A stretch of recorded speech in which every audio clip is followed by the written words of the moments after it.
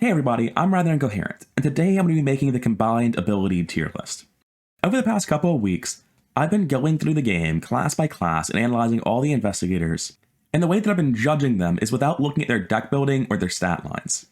I've been doing my best to analyze these characters by their abilities, their signature cards, and their weaknesses, without actually looking at their stat lines or their deck building as much as I could. And the reason I'm doing this is because I want to understand what makes a character strong. I know it's a combination of their abilities, their stat lines, and their card pool, but I want to know in what quantities. And even then, I'm sure the answer varies from character to character. There'll be some characters made or broken by their stat lines, same with their abilities, same with their card pools. That's just the nature of it. But at an analytical level, I'm just really interested to see generally in terms of trends, how power levels get made, what causes each investigator to tick, and how strong they are in different respects. Today, I'm going to combine all the tier lists into one tier list. I'm going to make any adjustments based on things that I think I analyzed poorly or forgot about, and I'm going to make calls about which characters I think go where. I think the video would be far too long if I had a video where I combined it and then talked about it, so we're just going to be combining the tier list and having a couple of comments about characters as we go along. Right now, I've already put the green characters in according to how I ranked them, but it's a little bit different. Winifred used to be at the top of my A+, and for this combined tier list, I'm adding an S+ tier labeled as a Y question mark because, dear God, characters shouldn't be this strong. I recorded the Rogue video almost 3 weeks before I recorded the other videos, and when I did the Rogue video, I wasn't as clear about how I was doing things. I was still looking at their stat lines and deck building a lot more, and that was holding Winifred's opinion down. Her ability is one of the most broken, gross things in the game. If you attach that to any currently A-tier investigator, that investigator would skyrocket up to S, because frankly, draw a card basically every skill test is insane. It's one of the strongest things in the game, and it's even stronger than Tony's ability, which is just get an action. As far as abilities go, you're looking for action compression, and just being given an action to do your job is insane. That's why Tony's an S tier. But I think the sheer quantity of draw Winifred is given is far stronger than just having an action to do your job. And now we're going to start adding all the other classes to the tier list, and I'll try my best to explain myself, but there's going to be a lot of real personal opinion judgment calls, especially since this is a weird way to measure characters that is by definition entirely theoretical. Mark's definitely staying in S tier, and he's definitely staying beneath Tony. Being really resilient isn't as good as doing your job better, and he's not unendingly resilient, he's just very resilient. The built-in draw engine is nice, but I do think Tony's ability is better, especially because having the extra weapons to the fighter just makes him so consistent. Nat Cho gets to stay at the bottom of S tier. I agree with what I said during his video. He's the only character in the game that can play his deck because his ability is so broken that it allows him to play the event-based fighter. I might not think Nat Cho is an S tier character, but in terms of the ability analysis, I'm hard-pressed to say he doesn't get to be an S tier. Next, we have Daniela, Roland, and Zoe coming down to our A+ tier. Where is going to be very hard to say. I think Daniela is very close to the top of A tier. Testless damage is an insanely powerful thing for a fighter to have as an ability.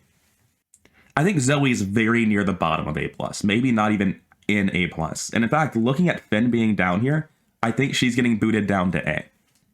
Just like when I first ranked Roland in the blue video, I won't put him higher than this.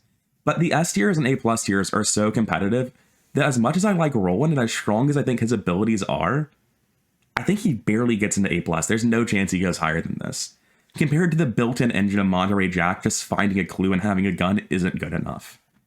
We have Leo down in Great somewhere, and I think lower end of Great is fair. He's got a pretty good ability that helps only during setup, but it helps a lot during setup, and that's when it's most important anyway. You can make an argument that by the same merit that Nathaniel Cho is broken and enable his decks, Preston Fairmont is broken and enables his decks. But the difference is that Nathaniel Cho isn't being prohibited from doing normal things, whereas Fairmont is, and I think that's what really keeps Fairmont down here in A tier. But I do think he's better than Leo, and Leo's lower in A. Next, we're giving Jenny a lot of company, moving a bunch of blue characters that I wasn't too fond of down to B tier. I'm of the opinion that Jenny deserves to be at the top of B tier. I am judging her by the Green Man Medallion, and that card is busted. However, that card also ruins the beginning of the campaign, and from a fun perspective, ruins the entire campaign, but that's not what we're rating right now.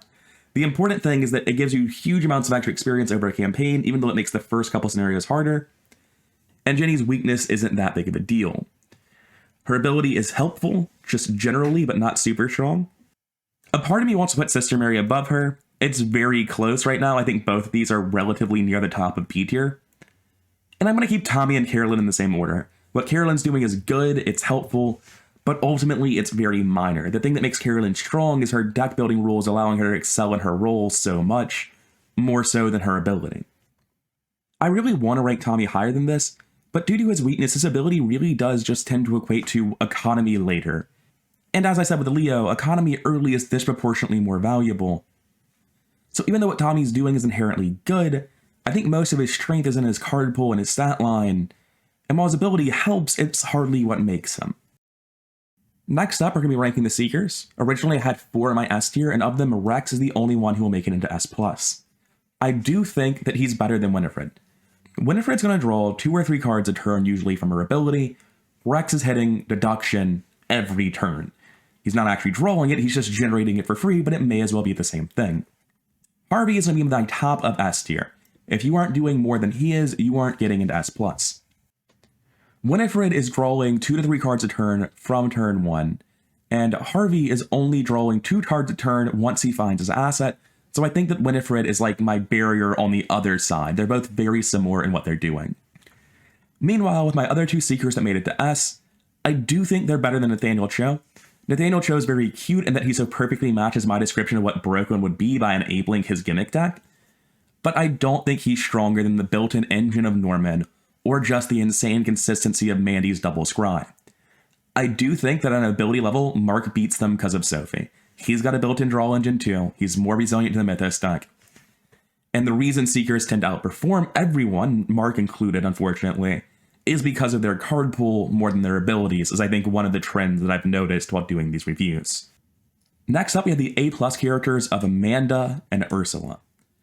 And I think that Amanda and Ursula are both really, really strong, but as I said earlier about Roland, competition in these higher ranks is insanely stiff. I do think Ursula is better than Roland, and it's so close to the Monterey Jack that I'm just going to leave her there, because honestly, like, they're pretty similar. Monterey Jack is usually getting something like a little bit more than 1 card per turn on average. Some turns he'll get 1 card, 1 resource, some turns he'll get nothing. I think it's an average out to be about 1 card, a little bit more. And I think that's just a little bit worse than getting a deduction, essentially a free investigate that you'll very often succeed every 2 out of 3 turns, however often it is with Ursula. I think Amanda Sharp is crazy, but I think to put her even above Trish is to start talking more about the specific things her deck is doing, without looking too hard at the skills she'll be duplicating beyond just like saying deduction is a card and giving a big thumbs up for that. I don't think Amanda makes it out of A+, or even to the top of A+. But she is very, very strong, and in a real campaign, her ability actually gets even more powerful as you look at all the different cards it interacts with. On my original tier list, I had Daisy above Joe Diamond in A tier, and I actually think that's just completely wrong. I think Joe Diamond's Hunch deck is really just draw 1 card, gain up to 2 resources per turn. Not really gain resource, but get resource discounts. Very similar, they're not technically the same. And that's better than Daisy Walker getting to a similar point by finding Old Book of Lore. I think they're both clearly better than Leo, Preston, and Safina. When it comes to Finn and Joe and Daisy, I think Finn loses to Joe but beats Daisy, and I think I've overranked Zoe. She used to be an A+, she's falling even further down beneath Daisy. As I've said, the competition towards the higher end of a tier list just tends to be so insane in Arkham. The characters are generally somewhere between good and crazy. So at the top end of a tier list, even characters that are absolutely fantastic like Zoe and Daisy tend to end up in places that are like, wait, are they really that low? And I do a double take and everything seems like it checks out. All of this seems better than Zoe. And lastly, I had Min as my only B tier Seeker. The reason I ranked Min so lowly is because her ability, her investigator card, the most important part of your investigator, just gives skill icons 1 more question mark. It's a bit more than that, but that's basically what it is. Her signature card of Analytical Mind is absolutely incredible. One of the most powerful signature cards in the game, bar none. If I do a top signature cards video, it's going to show up on it. But you have to find it, and Min's one of the only Seekers that's not getting help from her investigator card to find it. Now, despite all those complaints, Analytical Mind is so crazy and so game warping, and Seekers have enough draw that she can consistently find it eventually, that I think she does get to the top of the B tier. I would put Jenny Barnes above her if it weren't for the first two scenarios being so hard on Green Man Medallion, but because of that, I'm putting Minty Fan at the top of B tier. The fact that she's not really doing anything until she hits her signature asset, and her signature weakness is harsh on top of that, is really unpleasant. But how insanely powerful Analytical Mind can be gets her to the top of B tier, pretty much entirely on its own. Moving on to Survivors, that class put on a much better showing than I was expecting them to. I hadn't realized that I would need an S+ tier until I started ranking Survivors. I have 3 Survivors in S tier. Every single one of them might make it into S+. I think they all beat Winifred. I think Wendy beats Rex. I think Patrice beats Rex. The Survivor S tier is just absolutely insane. Survivors, more than any other class, are made by their abilities. I think at some level I already understood this because their decks were so different and they didn't have much overlap. All the Survivors were doing their own thing. But I didn't realize just how much of the power level of each Survivor wasn't just dictated by their ability, but completely revolved around their ability. Wendy being virtually immune to bad variants during the Mythos fades or high-impact proactive cards like Backstab and Pilfer is insane. Patrice is a gimmick character, but her stat line is still good enough that you just look at draw 5 cards and it's like, alright, that's pretty gross. If she were a Seeker, she'd be the strongest character in the game, so thank God she isn't. Rex is still drawing 2 deductions a turn. That's still incredible, and I would put him over Stella. But Stella is still insane. She has 3 copies of skill-only warded protection that can be used offensively if you're somehow so safe you don't need them. She has essentially an extra action every turn, and if you don't get that action, then congratulations, your turn went great and you didn't need it anyway. And it's just gross how strong the Survivor S tier was. It's the reason I knew when I started this video that I needed the S+ tier. Next up, we have Ashcan, Will Yorick, and Silas in my A+ tier. Ashcan's going like at least to the Amanda Trish area. Free move action every turn as a Clover is incredible. I don't know that I can put him above Trish, who's getting like a free clue or a free enemy evade, which, like, if you're evading the enemy, that means it was better than a free clue, because you really usually want to take that free clue. Daniela's getting Tesla's damage. I think Ashcan only makes it to here, but that free move is insane. I think both of the other Reds beat out Roland. Sidus Marsh's skill recursion is really, really strong. His Elder Sign is so gross. I think they're both getting past Ursula and Monterey. Maybe not quite past Ursula, but definitely past Monterey. I think Sidus and Rourke are going to stay side by side wherever I put them, and I'm going to leave them right here. That feels good enough to me. Next up, I had Calvin in the A tier, and unfortunately, now that he's in a bigger A tier, it's more apparent that I've got him at the bottom of my A tier. He gets an absolutely massive ball of stats, but he starts at such a low point that he's not really getting reliability. He has built-in startup time because of his ability. All he's getting is consistency, but it's not even that crazy high a level of consistency. It comes with no action compression to make up for all that time he spent setting up. Honestly, he doesn't deserve to be an A. My group loves Calvin. I love Calvin. I like seeing Calvin be played. In my heart, he's an A tier character. In my heart, he's like A+, and will always meme about Calvin secretly being S tier. But when I have to sit down and talk critically and analyze the game for a video, I can't pretend that Calvin, even from an ability-only perspective, is A tier.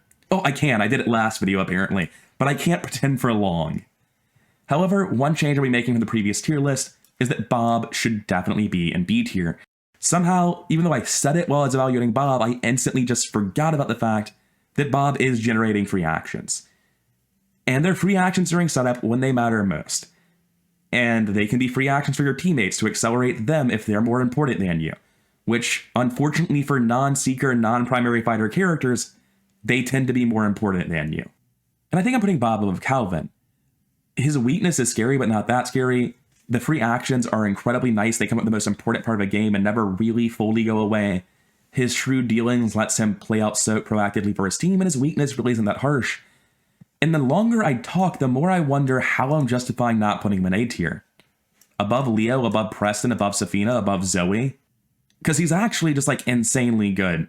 It turns out you go from C tier to high in A tier when I remember that you're generating free actions. That's kind of a big deal. And lastly, we finally have another character coming down to C tier. It's Rita Young. I don't rightly know if I think Rita's better than Lola or not.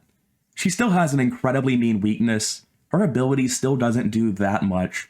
Her signature is bad, not particularly impressive at all, and her Elder Sign is borderline irrelevant in what it does. She is making evading, which she's much better at, a much more appealing action with her ability. That's kind of all she's doing, but that's still something really meaningful. And just like with putting Lola Hayes above D tier entirely, I think Lola just gets to live in fine because the versatility she gets by having the card pull she has, combined with the restrictions she has by everything else she has, it's hard to say that she's not like right below good. That she's just a deck building puzzle that is not in any way inherently weak. And I guess by that logic, I can put her anywhere in C tier, and I feel better putting her as low as I can on the tier list, so I'm putting her beneath Rita. As always though, since I'm talking about Rita Young and a lot of people might not have seen videos that weren't the tier list video, Rita Young is a lot better than I gave her credit for during that tier list video. She's definitely C tier. I could see her making it to B tier, to be honest. Like, Pilfer and Backstab just do a lot of work. Sweeping Kick is a very good card. I don't like Rita. She feels very janky to me. But janky doesn't mean it can't be good. Anyway, moving on to our last group of investigators, we have Mystics. Here's the reason S+ exists. It's Gloria Goldberg. There's no doubt in my mind that she has the strongest ability in the game. She just turns off the Mythos stack. She's like a completely boring, not that impressive Mystic outside of that, really. And she makes it to the S tier of real decks on her ability alone. The fact she has 5 head and access to secret cards obviously helps her compared to another Mystic, but even if she had a Gems card pool and stats, she'd still make it to S tier on her ability alone. She would just feel much, much worse. But it wouldn't matter because what you're doing is inherently so powerful when you just look at the Mythos deck, discard the cards that can't be dealt with, and then take everything else and hand it to the person who's best at dealing with it. Gloria is just absolutely ridiculous, and what's unfortunate is it's in the least fun sort of way. With Wendy Adams, you might feel invincible, but you still sort of care about what the game is saying, and with a Gloria in your game, you might not even experience anything resembling what the scenario should have looked like, because all the most threatening enemies just mysteriously vanished instead of actually spawning in. Staying in the S tier, we have Luke and Dexter Drake. I think Dexter and Luke both beat Nathaniel, and it's real hard to push them higher than that. Norman Withers is just getting a card and a resource every turn. That's pretty much what Dexter is doing. Oh, but Dexter's ability isn't how he got this high, is it? Molly Maxwell is insane. The ability to tutor any 4 cards you want out of your deck over the course of 4 turns, and it's not quite that good, but that's basically what it is wild. He beats Norman because of it. I don't think I can put him over Mandy. But the fact I have to think about it at all really goes to show just how crazy Molly Maxwell is. If it weren't for Molly, he'd be somewhere in A+. He'd probably be, like towards the bottom with Monterey and Roland just barely making it in. But because of Molly, he's just so much higher than he otherwise would be. And Luke is really here because he's a Mystic, because that class struggles with mobility, and Luke just has the best mobility in the game, which is inherently more valuable in the class that he's in. In my heart, Luke lives like right here. From like a mechanics game analysis point of view, his ability is to be the best in the game at what his weakness should be. S+ Y ? Is a very good description. That's where I want him to be. But I think in terms of actual game impact, more level-minded analysis, and less emotional bias, I think I put him down here. Luke and Calvin are 2 of my favorite characters, but he doesn't get to live in S+ just because I like him, unfortunately. In A+, I had Jacqueline and Lily Chen. I thought Jacqueline would have been the tippy top of A+ when I put her here, but there is some serious action compression and testless nonsense happening at the top of A+, that really just is on a different level than what she's doing. I don't know that Lily Chen is better than anyone in A+ tier. I feel like she's a teeny tiny bit better than Roland. Monterey, Lily, and Roland form this sort of pack at the bottom of A+, where I feel like they are meaningfully better than the A tier characters. but they are also meaningfully worse than A+. Like, the bottom of A+ is distinctly where they live. They do not compete with the rest of it. And looking at A, I'm still looking at this Joe Diamond deck and wondering, like, if Norman's getting a resource and a card a turn, isn't that very similar to what Joe's doing? I'm just looking at Joe Diamond down here, and I'm going to come back to that later, because we're not done with the Mystics, but we're going to look at Joe some more in a little bit. In my A tier, I had Akachi, Diana, and Marie. Marie's going to be staying at the bottom of my A tier. What she's doing is great, but it's inherently very, very risky, and I'm not convinced that it's consistently strong enough to get her higher. It is free actions, so even inconsistent, risky free actions are incredibly strong, and that gets her here. Combine that with Mystifying Song, though. Mystifying Song is just really good. Like, Agnes being rated below A is in huge part because of her weakness, and Mystifying Song is just like the complete opposite. I feel like Marie lives here. So let's move everyone else around Marie up here. And I think Mystifying Song actually makes her better than Diana. And Diana's setup time probably makes her the worst character in A. I don't agree with that in terms of real-life deck construction. Like, in play, I would never expect Diana to be quite this low on a tier list. But I think that in terms of abilities, Diana's ability is inherently giving her a lot of setup time that no other Mystic has. She does get to recur Ward of Protection, though. That does do a lot. And she has some built-in engine-style effects. Even if she is sort of wasting those cards to get herself online, she's generating some positive value off of doing it anyway. I'm going to keep her above Marie. I'm perpetually down on Diana. I've been slowly spiraling into a Diana depression for a while now, but I think she still gets to live here. I like having Akachi right beside and even below Zoe. They're both very boring. They're basically mono their color. You get more resources, you get more charges. You're just generically doing your job, but with more stuff. That feels like they should live side by side. I don't like having all three Mystics next to each other. It looks like I just picked them up and dropped them here without really thinking about it.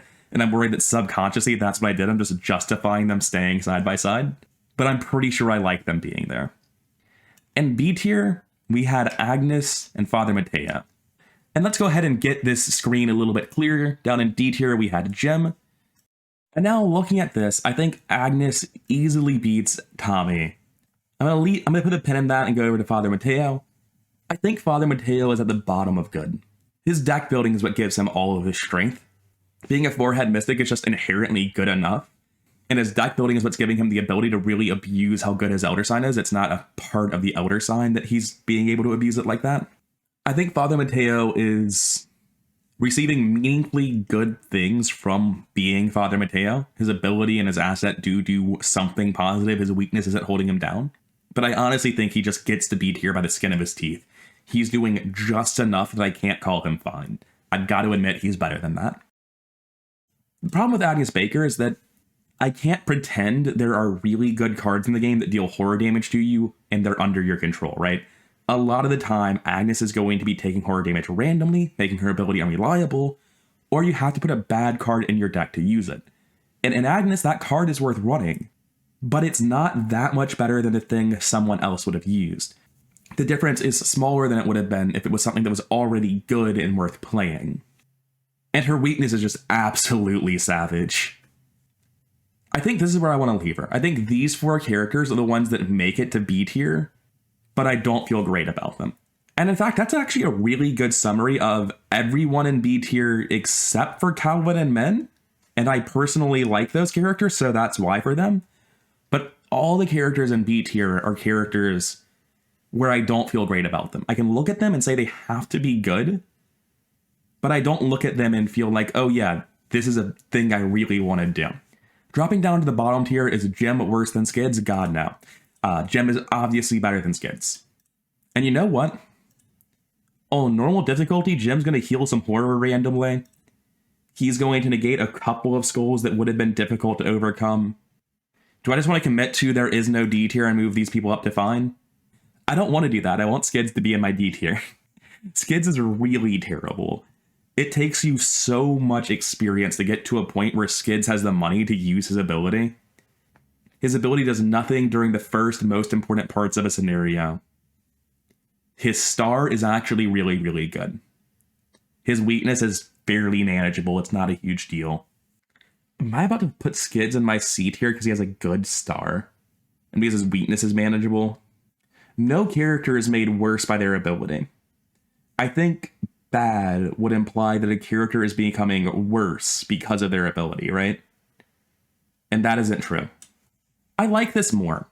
I always look at Skids and Jim in C tier and I sort of squinch up my eyes a little bit and I'm like, are you sure about that? And I am sure about that. It's just that I'm so used to thinking of them as bad because I tend to think in hyperbole. But being the worst thing you can do, which sounds really bad when you put it like that, doesn't mean that they aren't good enough. If I were judging Lola Hayes' ability as a gimmick character without really considering how it's intrinsically tied to her deck building, I was just like, oh yeah, she has this ability and it ruins her deck building, I'd be putting her in B tier. I'd make an F tier and call it awful and put her there. But she has those abilities as part of her gimmick, the same way that Kelvin has his stat line as part of the gimmick, and I can't view them as separate things. These are the built-in limiters on her gimmick of 0 to 3 anything deck building. And I think Jim does more than that. I don't think Skids does, though. Skids just really doesn't do anything. Skids has like 1/2 of Father Mateo's Elder Sign, and nothing else. It's real bad. Going back through, I'm going to see if there's anything other than Joe that immediately stands out to me as being a little bit weird. Preston sort of does. Bob, Daisy, and Finn. God, the characters in A are so strong. Like the bottom half, maybe not. Diana, Akachi, and down. Even Zoe. But Bob up is just like, Christ, these characters really don't make A+. And then I look at A+, and it's like, that tier is already filled. I know I can make a second line, but there's already a lot of characters there. And these people are really only competing with the ones that I was considering moving down anyway. But I will be reevaluating these 4 and Preston in a second, because I'm not quite sure about that either. So let's go through. Let's start with Joe. Why is Joe not next to Norman Withers?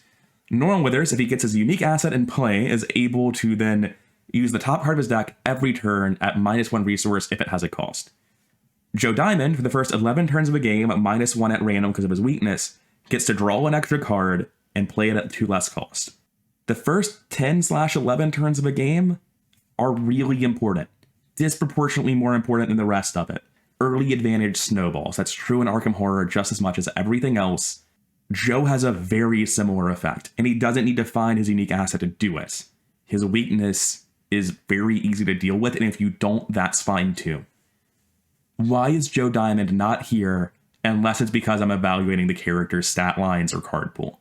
I think Joe Diamond was down here in A tier because I couldn't stop looking at his frailty, but the Hunch deck is absolutely insane. It's literally just Norman's ability, except you just have it. You don't need to find your book to do the other half of it. It's more restrictive, right? Like you have to use certain types of cards. But it turns out insight events are really good, and most of my Joe Diamonds have like 19 cards under their hunches. It's not about finding 10 hunches, it's about finding the ones that you want the most. So yeah, I think Joe Diamond deserves to live on the other side of Norman Withers, because he's doing something really similar for most of the game. I really don't think I was giving Joe Diamond the chance he deserved to have. There are a couple of characters in my A tier, Leo and Marie and Bob and Finn, that get bonus actions. And then most of the characters above them, until Ashcan, isn't really getting a bonus action. So I do think that a bonus action, if it's sort of situational or not the best bonus actions or you don't have them consistently, isn't actually all it takes to get to A+. That just makes you great. I feel pretty good about Finn and Bob and Leo all living down here. Zoe definitely stays in A. Daisy is... I think that maybe in my heart, Daisy's like one of these S+ characters where it's like, yeah, of course Daisy's the best. And then I sit down and I try to rank her, and the fact that I really like her keeps warping my perception of where I should place her. Like, there are a lot of characters above her that just get free actions or free draws and don't have to find a book to do it. So I don't think she gets to be higher than this. And that means the last character I want to reevaluate is Preston Fairmont. The dude's enabling his own deck like Nathaniel Cho, but his stat line was trash to do it, and as Lola established, gimmick characters can only suffer so many penalties before the gimmick sort of fizzles and doesn't matter anymore. He's ranked pretty similarly to jank nonsense characters like Safina and gimmick characters like Diana. That feels right to me. I think the only reason Preston being in low A feels wrong to me is because I know how strong Preston can be in an actual game, but that's largely as a consequence of his card pool, of the specific gross things he's doing by interactions between Survivor and Rogue cards. It is entirely reliant on his ability, I guess, that is true.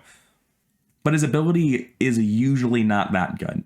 The specific subset of interactions with Old Keyring, Black Market, Intel Report, Culligan Favors, and Antiquarian, I think, is the one that he uses. All of that coming together to form this like super broken ball of nonsense in a late game Preston deck is not indicative of what his ability usually is. I think that's veering too much into specific decks. And usually Preston's ability isn't that good. I think low A is a good place for him to be, even though I personally feel bad about it. Again, I think most of what's just happened towards the end of this, except for Joe Diamond, is I looked at a bunch of characters I was liking and then frowned because like, oh, they really do have to be this low. And that's it for this video. Tomorrow, or sometime soon at least, I'm going to look at this tier list and talk about some general trends I've noticed with how characters relate to their abilities, whether or not I think they perform better or worse in their abilities. And I think that's it for today's video. Next time I cover the abilities of characters, I'm going to talk more about trends I noticed in their abilities, how I think various characters relate to their power level in an actual game compared to their abilities. Because this tier list does look meaningfully different from a tier list that I would make at power level. A lot of things are still fairly similar, but there are a lot of characters that are really out of place. Patrice, Winifred, and Joe are all really high on this tier list. Like, alarmingly high. There are really good characters like Jacqueline that are like, is she even in the top 15? No, Jacqueline's not even in the top 15. She's only 19th place, and she's a really strong character. Amanda Sharp is notably below where I would put her on an actual tier list. She is insanely powerful, but it's specific card interactions that get it there. There's lots of interesting things, I think, that I can learn from this, but this video has been going on too long as it is. So this is our final stepping stone before we have the big overall analysis video, where I can finally try to derive some sort of meaningful knowledge from this weeks-long thought experiment. Anyways, that's it for me. I've been Rather Coherent. I hope you've enjoyed this, like, long-winded thought experiment where I've been cutting the game into itty-bitty pieces and really intensely scrutinizing them, trying to learn more about how the game functions and what makes certain things strong. And I'll be back with one more video about this specific subject relatively soon. If you liked the video, then like and subscribe. All that stuff really helps the channel grow, and I'll see you in the next one.